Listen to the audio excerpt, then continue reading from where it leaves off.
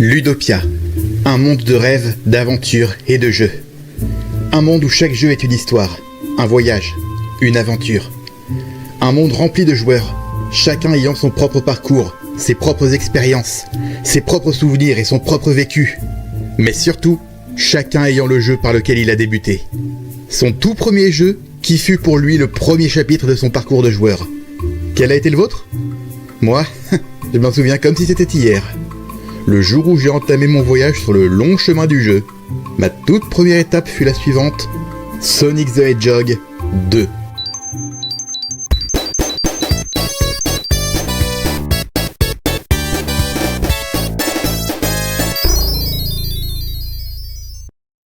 Il s'agit, comme son nom l'indique, du second opus de la série Sonic the Hedgehog, jeu dans lequel on incarne Sonic, un hérisson bleu courant à une vitesse hors norme, sorti sur Mega Drive en 1992, puis porté dans de nombreuses compilations comme Sonic Mega Collection, ou les innombrables Mega Drive Collection. J'exagère même pas. Sans parler de ses innombrables apparitions dans Super Smash Bros et je ne sais combien d'autres jeux mobiles comme Cookie Run ou même Hokuto no Ken. Oui, il y a vraiment eu un crossover entre Sonic et Ken le Survivant. Survivant de l'enfer, Sonic, souvent croise le fer. Ou encore ses séries animées, les comics, et depuis quelque temps sa carrière au cinéma. Donc quand on parle de Sonic le Hérisson, tout le monde sait plus ou moins de qui on parle, alors je vais pas vous faire l'affront de vous le présenter, parce que c'est pas ce que tu viens de faire peut-être. Ok, mais revenons au sujet. Voilà comment tout a commencé. J'étais encore tout petit, je devais avoir 4 ou peut-être 5 ans et mon grand frère Saga était déjà un grand amateur de jeux vidéo. Il avait même la chance de posséder la Mega Drive et la Super Nintendo. Donc la fameuse guerre des consoles à cette époque, on s'en fichait un peu. Voire complètement. À mes yeux, Mario et Sonic étaient plus des potes que des rivaux. Mais allons à l'essentiel. Je regardais beaucoup Saga jouer et un jour, j'ai pu avoir la manette pour jouer à Sonic 2. Et c'est là que tout a commencé.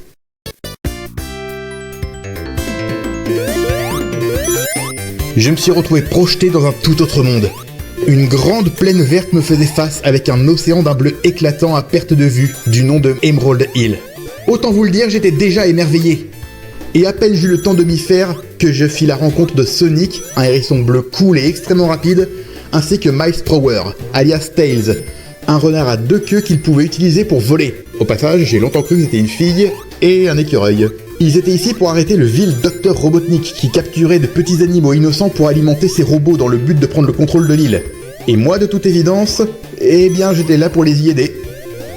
Voilà comment ça se passe. Sonic se déplace et gagne en vitesse au fur et à mesure qu'il avance, pendant que Tails le suit à la trace, pouvant aussi se mettre en boule pour attaquer ses ennemis, ou en se baissant en pleine course, en sautant, ou en chargeant une roulade pour partir à une vitesse vertigineuse. Cette technique s'appelle le spin dash.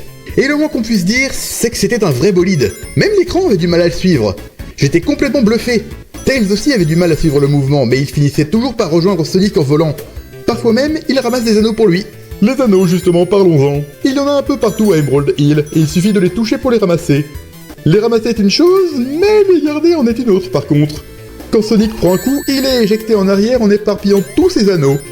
Il peut toujours en récupérer quelques-uns avant de repartir, mais il faut prendre garde. S'il reçoit un autre coup sans avoir d'anneaux sur lui, c'est la mort. Il y a aussi beaucoup de caisses ressemblant à des écrans de télé un peu partout contenant des anneaux ou des bonus. Un bouclier pour prendre un coup sans perdre d'anneaux, ni mourir, ou des étoiles qui rendent temporairement invincible. Invincibilité qui a la fâcheuse manie de s'arrêter pile au moment où on prend un coup. La fin du niveau est représentée par un panneau tournant à l'effigie du diabolique docteur. Et oui, on est toujours à Emerald Hill, et là c'est un peu plus compliqué. La vitesse de Sonic est un atout, mais il vaut mieux avoir de bons réflexes pour réagir à temps. D'autant plus qu'à la fin de ce niveau, l'ignoble Dr Robotnik tente de nous arrêter. Par contre, je suis pas sûr que son choix de véhicule pour affronter quelqu'un qui peut franchir le mur du son en basket soit pertinent. Prépare-toi, Sonic! Avec ce nouveau véhicule de combat, tu vas finir comme tes cousins du bois de Katsu! Ne bouge pas surtout, hein! Évidemment, Sonic n'en a fait qu'une bouchée. Eh oh, je suis presque au plancher, c'est pas une Lamborghini ma caisse. Finalement, il était pas si effrayant ce Robotnik, et on l'avait arrêté si facilement. Du moins, c'est ce que je croyais.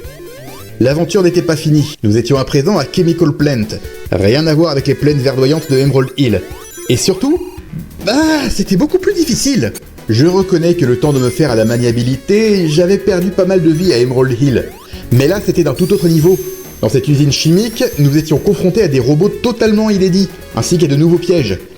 Mais j'y ai également découvert que prendre un coup sans anneau n'était pas la seule chose mortelle pour Sonic. Tomber dans un trou ou se faire écraser équivaut à une mort immédiate. Et surtout, il y avait cette sorte d'eau rose très bizarre qui ne m'inspirait pas du tout confiance.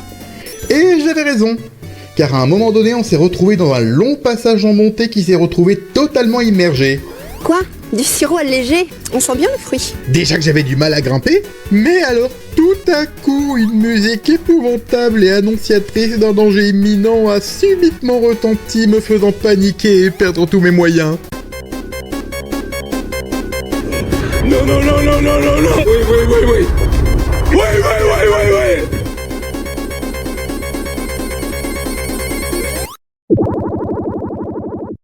Yep, Sonic n'étant pas un animal marin, il peut se noyer. Tu me diras, je doute que la moindre forme de vie soit capable de survivre là-dedans. Des produits chimiques peuvent te brûler ou t'intoxiquer. Il est même dangereux de les respirer. C'est à partir de là que j'ai commencé à vraiment éprouver des difficultés. Je n'arrivais tout simplement pas à passer le second acte de Chemical Plant, et je devais sans cesse reprendre depuis Emerald Hill une fois toutes mes vies perdues. J'avais beau essayer encore et encore, impossible de réussir ce passage, et cette musique m'empêchait de me concentrer. Puis j'ai découvert par hasard le mode option, dans lequel on pouvait écouter les différentes musiques et bruitages du jeu. Pas sûr que le second soit d'une quelconque utilité.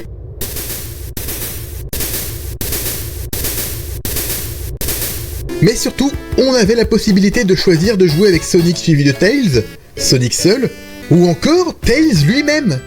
Mais oui, la voilà la solution! Tails a la capacité de voler. Avec lui, ce sera un jeu d'enfant de franchir ce passage à Chemical Plant. J'ai donc repris le jeu avec le renard et là, ce fut la désillusion. Tails est moins rapide que Sonic, saute moins haut que lui, mais surtout, quand il est joué, il ne peut pas voler. Qu'est-ce que tu me racontes là? Pourquoi lui avoir donné la capacité de voler si c'est pour au final la lui enlever quand on le joue? Ça tue totalement l'intérêt de jouer avec lui. Et résultat, je suis pas allé plus loin avec lui. Mais c'était pas si grave. J'aimais bien Tails. Du coup, ça me dérangeait pas de le jouer avec lui, surtout dans le mode multijoueur. Fort heureusement, à force de m'y remettre encore et encore, je progresse et arrivais même à terminer Emerald Hill de plus en plus vite. Regardez, 29 secondes. Ce chrono n'est d'ailleurs pas là que pour faire joli. D'abord, sachez qu'il s'arrête à 10 minutes. Arrivé à ce délai, le joueur perd une vie. Une manière de l'inciter à ne pas trop prendre son temps. Même si pour rester bloqué 10 minutes sur le même niveau, faut vraiment le faire exprès, hein. Mais surtout, cela sert au score, car le temps que l'on met pour finir un niveau, et le nombre d'anneaux en notre possession, ajoute des points au score final. Et avec un score suffisamment élevé, on obtient un continu. Par ailleurs, parvenir à accumuler 100 anneaux donne également une vie supplémentaire. Il est donc vital d'être le plus rapide possible et d'accumuler le plus d'anneaux pour faire le plein de vie et de continu, et ainsi maximiser ses chances d'arriver au bout de l'aventure. Et à force de persévérance, j'ai fini par choper le truc, et par enfin atteindre la fin de Chemical Plant, où Robotnik m'attendait à nouveau. Pour ce coup-là encore, rien de compliqué. J'ai beaucoup aimé le niveau suivant, Aquatic Ruins. Il y avait certes toujours des pièges à éviter, et aussi de l'eau. Je ne sais pas ce qui se passe, mais ça fait très mal. L'elfe t'a tiré une flèche dans le dos. Je suis vraiment désolée. Même si le danger qu'elle représentait était moindre comparé à Chemical Plant, avec également des ennemis qui surgissent tout à coup des murs pour nous attaquer par surprise. Heureusement, j'avais bien progressé à force de refaire encore et encore les 2 premiers niveaux, et j'avais fini par comprendre que le meilleur moyen de finir un niveau rapidement était de rester le plus possible sur les chemins en hauteur qui sont les plus courts. Et on n'a eu aucun mal à finir ce niveau et à vaincre Robotnik qui nous attendait une fois de plus à la fin du second acte. Mais tout a changé au niveau suivant, Casino Night. Une sorte de grand parc d'attraction sur le thème du flipper, rempli de tout plein d'obstacles qui font rebondir Sonic pour l'envoyer dans tous les sens. Impossible de se diriger correctement ici. C'est déjà un miracle que vous ayez pu entrer, je te signale. Comment ça, on peut pas entrer?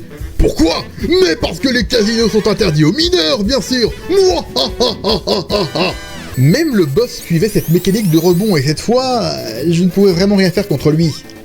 J'étais totalement impuissant, incapable d'en venir à bout. Fort heureusement, j'avais d'autres jeux sur lesquels m'amuser sur les consoles de mon frère. Mario, les Schtroumpfs, Zelda, Spider-Man, Aladdin, Kirby et bien d'autres encore dont j'aurai sûrement l'occasion de vous raconter un jour. Mais surtout, Sonic the Hedgehog premier du nom.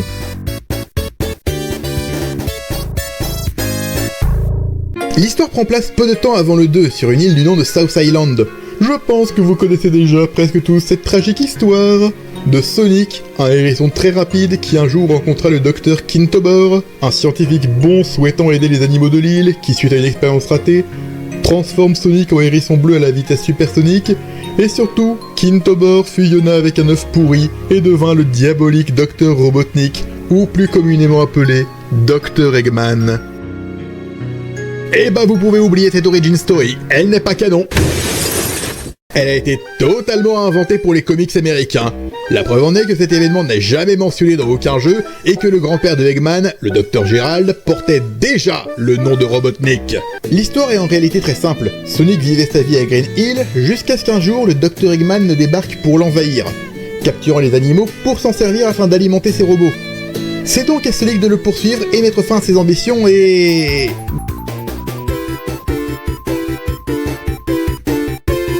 Bah c'est étrangement mou quand on ressort de Sonic 2. Sonic met pas mal de temps pour se mettre à courir et il ne possède pas encore le spin dash pour partir à toute vitesse. Ça rendait l'air de rien le jeu plus difficile à prendre en main, d'autant plus qu'à ce moment-là, les niveaux n'étaient pas coupés en 2 mais 3 actes. Et pourtant, ça ne rendait pas moins plaisante la traversée de Green Hill, premier niveau si emblématique de toute la série. Et Eggman, franchement, n'en parlons pas. Honnêtement, pour vaincre un ennemi ultra rapide, il n'a vraiment rien trouvé de mieux que cela jouer Miley Cyrus avec ce gros boulet de démolition hyper lourd qui le ralentit plus qu'autre chose. En revanche, les niveaux suivants m'ont vite fait redescendre sur Terre. D'abord Marble Zone, que je n'arrivais jamais à passer, et où la vitesse y est totalement absente. Le niveau est très beau, hein, une sorte de cité antique recouverte de feu, mais où il faut prendre son temps pour avancer et parfois attendre sur un bloc de pierre pour traverser de longs passages enflammés. Sérieux, ça prend complètement à contre-courant le joueur désormais habitué à la vitesse de Sonic. Et à l'époque, j'avais évidemment beaucoup de mal. Et puis un jour, j'ai remarqué qu'en arrivant à la fin d'un niveau avec 50 anneaux, un anneau géant nous attendait à la fin. Curieux, j'ai sauté à l'intérieur et... un niveau bonus qu'il fallait traverser en évitant les sphères rouges qui mettent fin pour à terme obtenir une émeraude du chaos. Oui, je les appelais pas encore Chaos Emerald à l'époque. Ça reste mieux que la version Lego. Je l'ai! La dernière émeraude! Et contrôler le temps avec les émeraudes. J'ai toujours le contrôle total de la pierre maîtresse, avec ou sans les émeraudes. Il nous reste quelques émeraudes à récupérer. L'autre émeraude ne doit pas être loin. C'est Eggman qui a l'autre émeraude. Il doit chercher l'émeraude lui aussi. Ça m'est revenu à ce moment-là. Dans Sonic 2, je me suis tardivement rendu compte qu'arrivé à un checkpoint avec 50 anneaux, une sorte de cercle étoilé se forme au-dessus. C'est facile à rater dans la mesure où on s'arrête rarement en pleine course quand on en traverse un.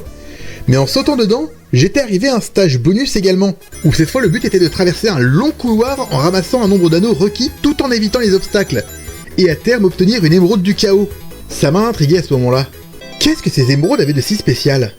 J'ai donc repris mon aventure depuis Sonic 1, bien décidé à percer ce mystère, et à force de mieux maîtriser Sonic, j'ai rapidement obtenu 4 des émeraudes dans les 2 premiers actes des 2 premiers niveaux. Oui, j'avais l'intuition qu'il valait mieux m'en occuper le plus tôt possible. Et après un autre boss ridiculement facile à battre, moi et Sonic sommes arrivés à... Springyard Zone. Horreur. Ce niveau était clairement une esquisse de ce qu'allait être Casino Night, voire carrément l'ancêtre des niveaux à thème casino des futurs jeux Sonic.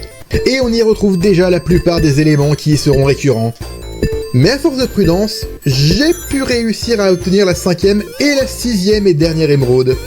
Et j'ai bien fait de m'en occuper en avance car le niveau suivant, Labyrinthe Zone, j'ai vraiment besoin de parler de ce niveau qui a traumatisé toute une génération. On se perd, on tombe dans des pièges, on se repère, on retombe dans des pièges. Une fois de plus, on a totalement abandonné la vitesse au profit de la prudence et surtout, l'eau. Et le retour, ou plutôt la naissance de ce jingle musical diabolique. Pour l'anecdote, le jeu a été ralenti en Amérique, sa vitesse de base ayant été considérée comme trop dure à gérer. De plus, le jeu souffre de quelques ralentissements quand il y a beaucoup de trucs à gérer. Regardez, le jeu est si lent que la musique de la noyade est encore plus rapide que la noyade elle-même.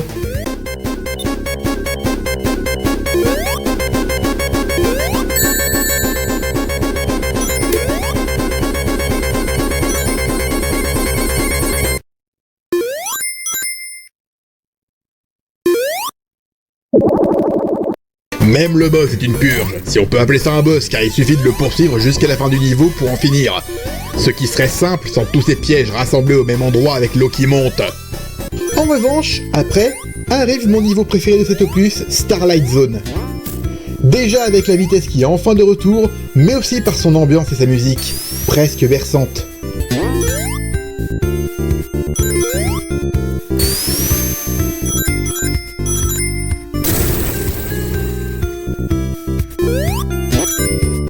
Rien à dire du boss, ni d'aucun de ce jeu d'ailleurs, ils sont clairement anecdotiques et peu inspirés comparé à celui 2.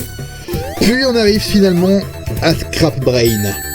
Tout est là, une musique menaçante annonciatrice d'un danger perpétuel, une base remplie de robots et de pièges mécaniques, une difficulté élevée, aucun doute, nous sommes en plein dans la base de Robotnik. L'épreuve finale. La traversée a été ardue, éprouvante.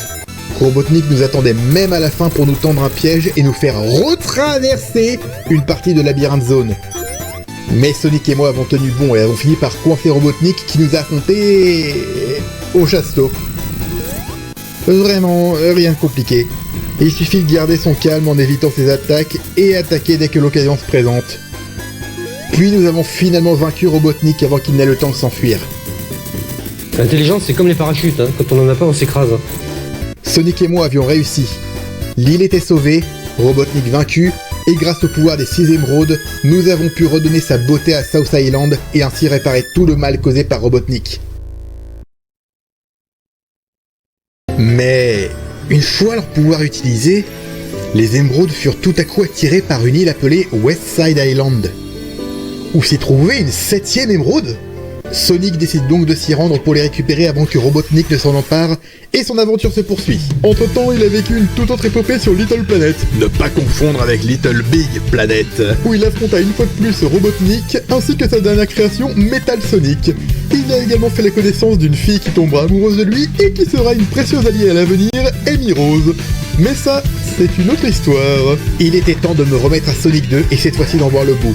C'est en effet sur Westside Island que Sonic repart à la poursuite de Robotnik. Sur le chemin, il a fait la rencontre de Tails, un petit renard persécuté par ses congénères à cause de ses 2 queues, que Sonic a tout simplement envoyé bouler. Pris d'admiration pour lui, Tails s'est mis à le suivre, et c'est d'ailleurs pour pouvoir le suivre qu'il a développé cette technique d'utiliser ses queues comme des hélices. Même si je soupçonne Sonic d'avoir volontairement ralenti le rythme pour que le petit renard puisse le suivre.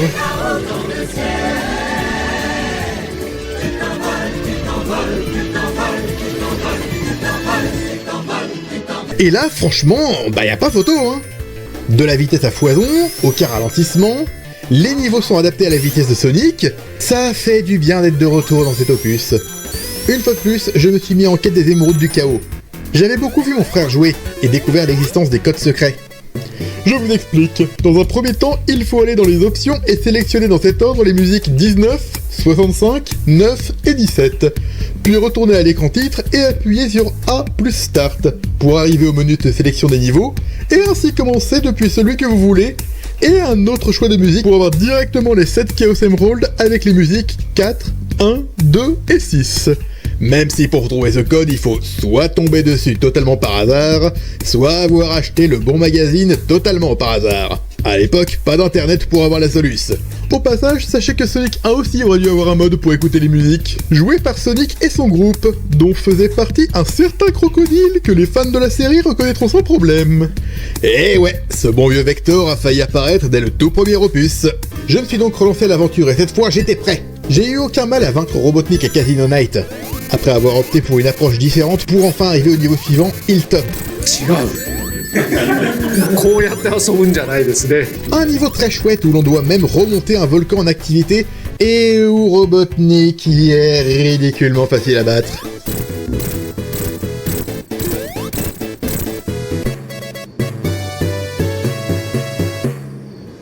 On est d'accord que là il a coulé dans la lave, non? On arrive finalement à Mystic Cave, une cave sinistre et inquiétante remplie de pièges mortels où il était vital d'avoir de bons réflexes pour ne pas se faire avoir. Surtout à un passage précis où si on n'a pas le réflexe de sauter pour attraper cette poignée, c'est le plongeon dans cette fosse remplie de pics où il ne reste plus qu'à attendre la mort.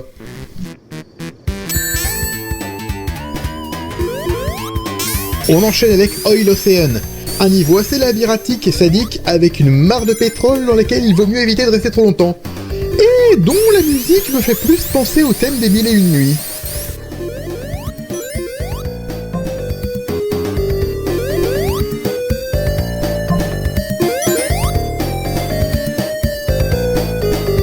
Mais c'est dans Metropolis qu'on atteignait le festival du sadisme. Ce niveau était une horreur. Déjà, en plus d'être galère avec peu d'endroits pour prendre de la vitesse, il est rempli de pièges et d'ennemis placés aux pires endroits possibles et dont il est presque impossible de les esquiver du premier coup.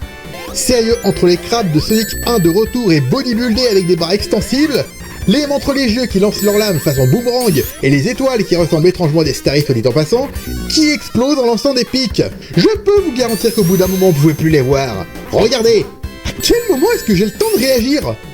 Et là, d'où il m'a touché? Mais le pire, c'est la fin du second acte qui est juste une représentation de la cruauté de la vie. Quand j'y suis arrivé, le soulagement. Enfin fini. Ah, et en plus, y a même pas de boss. Allez. Comment ça, acte 3? Eh oui, c'est le seul niveau du jeu à être coupé non pas en 2 mais 3 actes. De quoi faire durer le plaisir. Celui des psychopathes qui ont conçu ce niveau en tout cas. Faites-vous vite soigner. Le niveau suivant n'est pas mauvais mais assez ennuyant. Sky Chase. Il est assez original dans la mesure où on se déplace en avion piloté par Tails, mais... vous savez quoi? Regardez et vous comprendrez. Alors comme ça c'est ton premier vol? Ouais, tiens, qu'est-ce que c'est que ce papier? Ah, c'est un formulaire de douane. Ah bon? Il est possible que t'aies à le remplir. Et ce petit sac là? Il est possible que t'aies à le remplir aussi. Impossible d'aller vite dans ce niveau. On est obligé d'attendre et survivre jusqu'à la fin pendant un petit peu plus de 2 minutes. Et bien entendu, on reprend à 0 en cas de défaite. Évidemment, pilote de ligne, c'est un métier où il ne faut pas avoir peur en avion, hein. Jusqu'à arriver à Wing Fortress et... Votre attention, ceci est un message de votre commando. Une bonne et une mauvaise nouvelle. La bonne nouvelle, c'est qu'on ne va pas tarder à atterrir. La mauvaise, c'est qu'on va se cracher. Tails! T'es pas volé, je te rappelle! Sonic et moi avons dû poursuivre sans Tails et traverser cette forteresse volante armée jusqu'aux hélices, et où la moindre chute était mortelle. Sans parler du boss qui était une vraie galère. Il faut vraiment prendre son temps pour espérer en venir à bout, et pousser Robotnik à s'enfuir à nouveau. On a heureusement pu le rattraper grâce à Tails qui a réussi à se ressaisir en pleine chute. Je l'ai fait exprès de dire que j'étais mort. Pour nous conduire jusqu'à sa fusée et nous y accrocher, et arriver au dernier niveau, le Death Egg, notre destination finale. Car oui, c'est ici même que tous nos efforts allaient être balayés d'un revers de main. Le niveau commence directement par un combat contre un Sonic robotique qui n'est pas très dur à battre quand on connaît l'ordre de ses coups et à quel moment on a eu l'ouverture pour l'attaquer, pour enfin coincer Eggman, qui court étrangement aussi vite que Sonic. Mais le docteur n'a pas dit son dernier mot. Il a un tout dernier atout à utiliser contre nous. Un véritable robot de combat très long à battre. Sur papier, ces deux boss sont pas bien difficiles à battre, mais il y a 2 problèmes. Tout d'abord, le combat contre Robo Sonic commence dès le début du niveau, et ce sans aucun anneau à notre disposition. Je te demande pardon? Et pour couronner le tout, on enchaîne avec le Death Egg Robot directement après, sans passer par un checkpoint. Ce qui nous oblige à affronter à nouveau le Sonic Robot en cas de défaite. On n'a donc absolument pas droit à l'erreur, et on doit enchaîner les 2 boss sans prendre un seul coup. C'était tout simplement insurmontable. Et toutes les vies et continues que j'avais accumulées au cours du jeu disparurent une à une malgré mes efforts. La victoire était tout simplement... impossible. J'ai dû me faire une raison. Robotnik a fini par gagner, par conquérir le monde, et Sonic a perdu la vie dans cette station spatiale.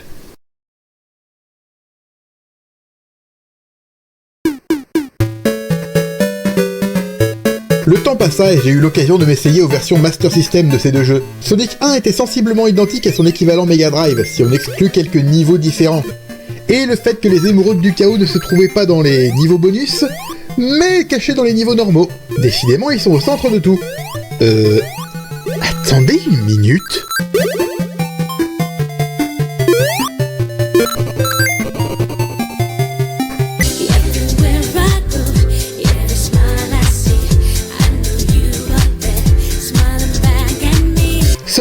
lui par contre se démarque pas mal car en plus d'avoir des niveaux totalement différents de son double, ainsi que des phases de jeu originales, Tails n'y est pas jouable car a justement été enlevé par Robotnik, et si on ne parvient pas à réunir les émeraudes, eh bien à la fin du jeu... Je suis mort pour vos péchés. Par contre, ces versions n'aident pas à la crédibilité du doc. Regardez son premier combat dans le 1.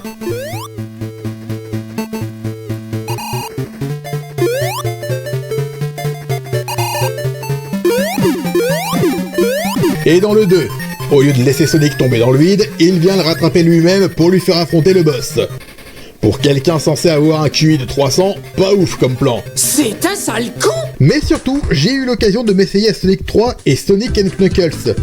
Oui, je sais, ça se prononce Knuckles. Que voulez-vous, c'est l'habitude. Oh là là, une magnifique brique de Sonic, une course des Knuckles. Vous le croirez ou non, mais Knuckles ose même s'attaquer à vos anciens jeux de Sonic. Sonic et Knuckles sur Mega Drive. Tiens, quelle heureuse rencontre. Castagne les kidney. Retrouve Castagne avant Spoutnik au lieu de plaisanter. Castagne! Si Castagne est prisonnier, c'est à nous de le libérer. C'est à toi de la garder, à personne d'autre, Castagne. Je vais pas m'attarder dessus car j'y consacrerai peut-être une vidéo. Mais Sonic & Knuckles était un cas spécial. Oui, ce sont deux jeux qui étaient censés n'en être qu'un seul. Sonic & Knuckles a été créé dans une cartouche spéciale dans laquelle il était possible d'y insérer celle de Sonic 3, afin d'avoir le jeu complet tel qu'il a été pensé à l'origine. Et un jour, j'ai par mégarde inséré celle de Sonic 2 à l'intérieur, et voilà ce qui s'est passé. Knuckles jouable dans Sonic 2. Ça m'avait complètement relancé dessus. En revanche, si on essaie avec les cartouches de Sonic 1, voilà le résultat.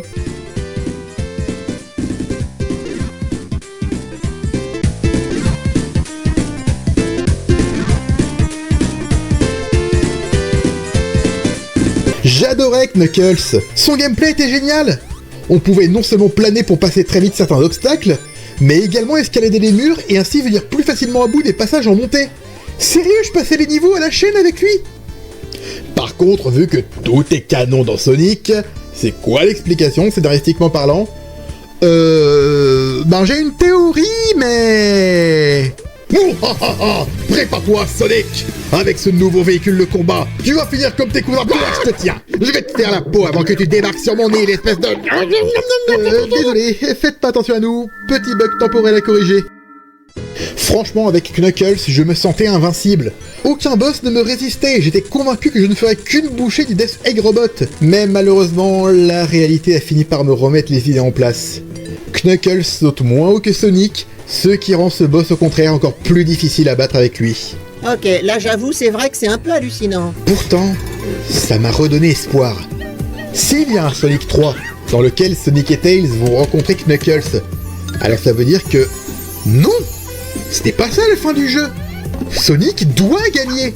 Cette fois, j'étais bien décidé à en finir pour de bon. J'ai pris le temps de récupérer toutes les émeraudes du chaos cette fois. Ça n'a pas été facile, d'autant plus que Tails a la sale manie de sauter en décalé par rapport à Sonic, et donc de se prendre tous les obstacles. Le pauvre, quand on y pense, il arrête pas de morfler. Il y a une explication parfaitement rationnelle. Mais j'ai fini par réussir. Et une fois les 7 émeraudes en poche, à l'aide d'un saut et de 50 anneaux, Sonic se transforme en super guerrier. Quoi? J'y peux rien si la VF de DBZ a traduit le Super Saiyan comme ça. En tout cas, Super Sonic était vraiment surpuissant, invincible, et encore plus rapide. Il lui suffit de se coller contre les boss pour les détruire sans effort. En revanche, certains passages demandant plus de précision devenaient plus difficiles à gérer. Et si on veut garder la transformation pour plus tard, bah il vaut mieux ne pas ramasser trop d'anneaux pour ne pas les déclencher par accident. De plus, cette forme diminue progressivement les anneaux que Sonic possède. Il faut donc faire attention à toujours en avoir le plus possible. Même si ça peut mener à des situations assez ridicules.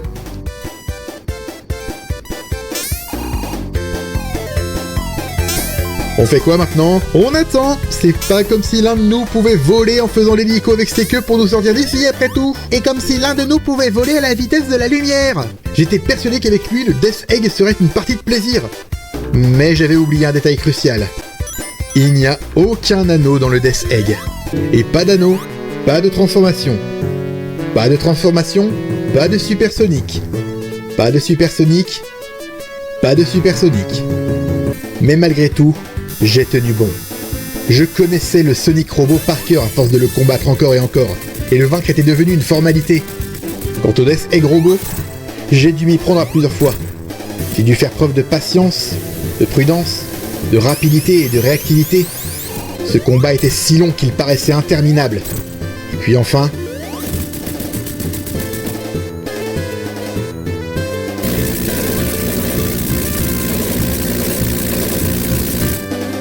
C'était enfin terminé. Robotnik était vaincu, sa base détruite, et Sonic utilisa les émeraudes pour se transformer et s'enfuir à temps, rejoint par Tails. L'île était sauvée, et ainsi prit fin cette aventure aux côtés de Sonic the Hedgehog.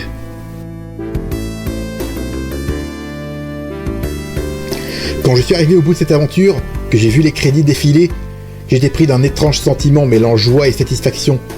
J'étais à la fois heureux d'avoir mené cette aventure à son terme, mais aussi triste que ce soit fini. Je venais juste de quitter Sonic et Tails et il me manquait déjà. Mais heureusement, ce n'était pas ma dernière aventure à leur côté. Au cours de ma vie, j'ai eu l'occasion de les retrouver encore et encore pour vivre de nouvelles épopées, découvrir de nouvelles histoires, explorer de nouveaux horizons, et rencontrer encore et toujours plus de personnages tous plus attachants les uns que les autres. J'ai dit attachant! Sonic est pour ainsi dire la licence qui m'a accompagné toute ma vie. Certains opus ayant même été des marqueurs de changements importants dans ma vie, même s'il n'en avait pas que des bons. Mais je n'ai jamais cessé de suivre Sonic tout au long de sa carrière, même dans ses heures les plus sombres, et peu importe les chutes et les échecs, il a toujours fait ce qu'il faisait le mieux, se relever et aller de l'avant. Sonic est pour ainsi dire non seulement une icône du jeu vidéo, mais également de la pop culture. On peut le retrouver partout, à la télé, au cinéma et même en Lego. Et à McDo aussi, parfois en bien, parfois en beaucoup moins. Regardez-les les pauvres. Sonic Skateboard, Rogue and Amy Tennis, Dream of Flower Catch, Shadow Basketball, Spaceball, G-Burger Pilk. Je n'oublie pas Sonic 1 évidemment, mais force est de constater que j'ai moins accroché à cet opus qu'à sa suite, même si j'aime bien le refaire de temps à autre. Et puis il fallait bien avoir des bases sur lesquelles construire la série, même s'il y avait encore beaucoup de choses à améliorer encore. D'ailleurs, on n'en a pas parlé, mais Sonic 1 est aussi sorti sur GBA pour fêter ses 15 ans. Et franchement, fuyez cette version, comme la peste. 2006, décidément une année bien pourrie pour le pauvre Sonic.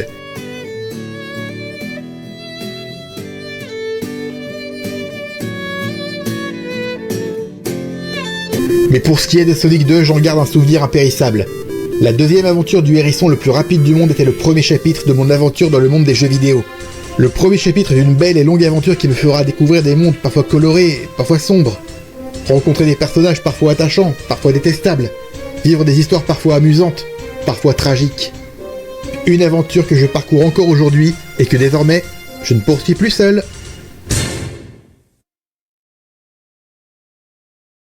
Finally, we can relate. Our side by side, this is fate. I knew all along we'd find some way to communicate.